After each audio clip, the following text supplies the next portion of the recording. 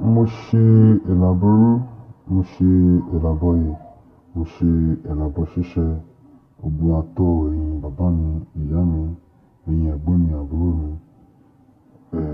Odò á gbé wa, Olódùmarè á sì ṣe èyí tó dáa fún wa ní àṣẹ Èdùmàrè.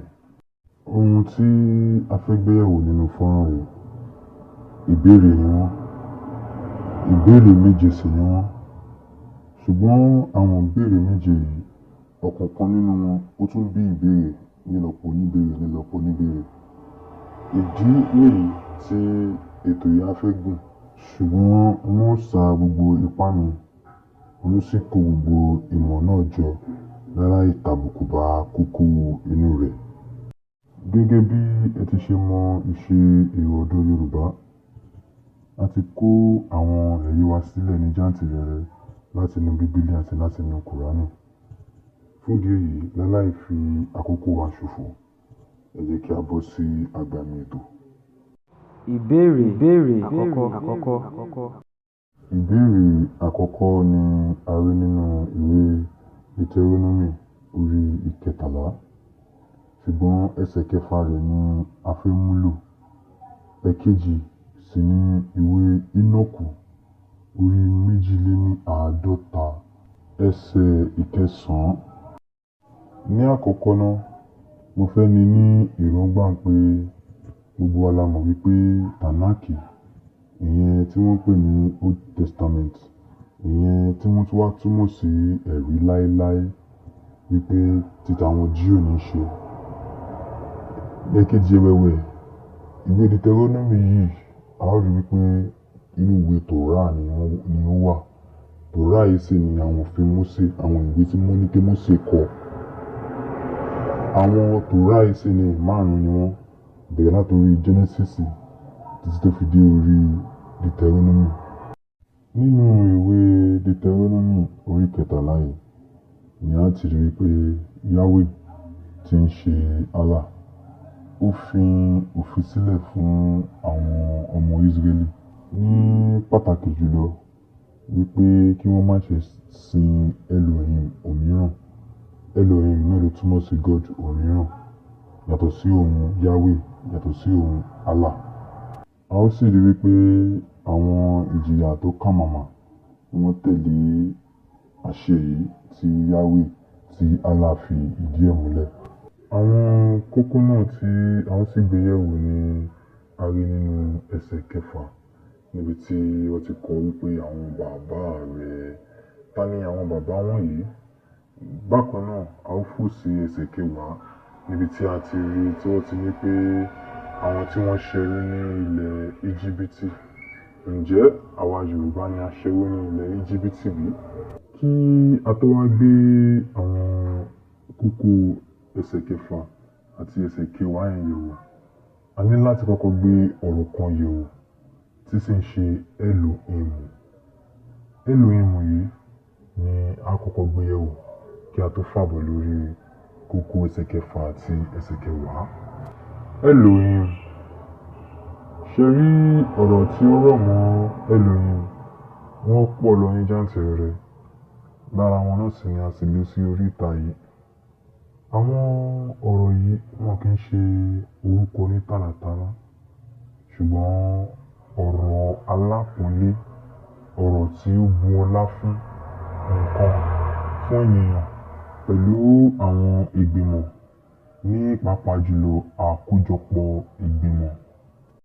Láláì ṣe wàhálà púpọ̀, a ó rí wípé nínú ìwé Genesis orí 1 ẹsẹ̀ 1 ni wọ́n ti kọ síbẹ̀ wípé Elohim dá ayé òun ọ̀run. Bẹ́ẹ̀, àwọn àlàyé kan wà ní orí ọ̀rọ̀ yìí, ní pàápàá jùlọ Elohim tí ó dá ayé òun ọ̀run. Pẹ̀lú àkíyèsí, a rí wípé ọ̀nà 2,600 òun ni wọ́n kọ Elohim yìí sí nínú Old Testament, ìyẹn Tánàkì tí a mọ̀ sí ẹ̀rí láéláé. Elohim yìí sì ni wọn kò lò rárá nínú New Testament, ìyẹn ẹ̀rí tuntun tí a mọ̀ sí Greco-Roman canon tàbí Septuagint. Nínú àwọn ẹ̀kọ́ wa a rí wípé Elohim yìí wọ́n máa ń lò fún God ńlá àti God kékeré. Ṣé mọ̀ wípé ọ̀rọ̀ God ńlá àti God kékeré kò kí ń ṣe ìmọ̀ àwa Yorùbá, ìyẹn àwa ọmọ káàárọ̀ oòjíire bí? Àwọn òyìnbó ni wọ́n ní Ọlọ́run ńlá àti Ọlọ́run kékeré. Síbẹ̀, ǹjẹ́ God ó túmọ̀ sí Ọlọ́run? Tàbí kí n sọ pé ǹjẹ́ Elohim túmọ̀ sí Ọlọ́run? Ìyẹn náà tún wà nínú àwọn ìbéèrè tí ètò yìí tún máa bí. Òun mo ṣe ní pé ètò yìí béèrè ìbéèrè lọ́pọ̀lọpọ̀, ṣùgbọ́n àá yànnàná gbogbo rẹ̀ ní ọ̀kọ̀ọ̀kan èjèèjì. Elohim yìí lílò rẹ̀ kò kéré tán lórí God ńlá. Wọ́n ń lò fún God kékeré, wọ́n ń lò fún àwọn ẹ̀mí tí kò mọ́, wọ́n ń lo lílò Elohim fún àwọn áńgẹ́lì. Bó tilẹ̀ jẹ́ pé àwa Yorùbá a ò ní kan tó ń jẹ́ áńgẹ́lì. Bẹ́ẹ̀ wọ́n tún lo Elohim fún àwa ọmọ ènìyàn. So ìyẹn túmọ̀ sí wípé lílò Elohim ó pọ̀ ní jàǹtìrẹrẹ. Bí a bá wo Elohim yìí, a ó rí wípé lẹ́tà I àti M ni ó gbẹ̀yìn rẹ̀. Nígbà tí a lọ wo àtúmọ̀ ọ̀rọ̀ títí àwọn Hébérù, a wá rí wípé IM yìí ó pọ̀ ní tàbí ká ní pé ó tún kéré tán nínú àwọn ọ̀rọ̀ àwọn Hébérù. Ṣùgbọ́n ìtumọ̀ rẹ̀ òun ni wípé àkójọpọ̀, ìyẹn ní lákọlákọ àkójọpọ̀ làbá ní pé ìgbìmọ̀ lákọlákọ òun ni wọ́n lo IM yìí fún. Bẹ́ẹ̀ ṣùgbọ́n tí wọ́n bá ti lò fún God ńlá, ìyẹn Elohim ńlá, yóò gbé ọ̀rọ̀ ìṣe, ìyẹn tá a mọ̀ sí verb, tó jẹ́ títí ẹnìkan ṣoṣo, kò ní jẹ́ plural títí ìgbìmọ̀, á jẹ́ singular tẹnìkan ṣoṣo. Ní àkótán, a rí wípé Elohim yìí tí wọ́n bá fẹ́ lò fún God ńlá, ó ń jẹ́ bí ìgbìmọ̀ lọ́balọ́ba, bí ìgbìmọ̀ ní ìjòyè níjòyè. Bẹ́ẹ̀ ni ó ṣe máa ń túmọ̀ sí. Àti ní pàtàkì jùlọ nígbà tá a lọ wo inú New Testament yẹn, ẹ̀rí tuntun, a rí wípé Elohim yìí kọ́ ni wọ́n kọ síbẹ̀, ìyẹn ní èdè Gíríkì. Ohun tí wọ́n lò ní èdè Gíríkì ni Theos. Theos yìí sì ni kò ní singular, ìyẹn tẹnìkan ṣoṣo. Bẹ́ẹ̀ kò ní plural, ìyẹn ti ìgbìmọ̀.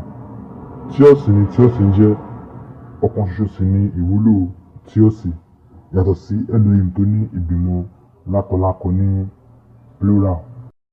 Àwòrán ẹ̀rí rèé gẹ́gẹ́ bí a ṣe rí nínú àwọn ilé ìwádìí ìmọ̀ káàkiri àgbáláyé. Láìsí ṣe àní-àní, a ó rí wípé ní èdè Lárúbáwá, ìlà tàbí il òun ni L túmọ̀ sí, ní èyí tí ń ṣe the God, small letter God ní èdè Gẹ̀ẹ́sì. Àwọn ará Kénáánì tí àwọn ọmọ Ísírẹ́lì kógun jà tí wọ́n sì gbalẹ̀ wọn ni wọ́n ń lo L gẹ́gẹ́ bí God títí wọn. Ṣùgbọ́n nígbà tí àwọn ọmọ Ísírẹ́lì kógun jà wọ́n tí wọ́n sì ṣẹ́gun wọn, ni wọ́n wá fi ṣe àfikún sí orúkọ náà, ló wá fi di Elohim.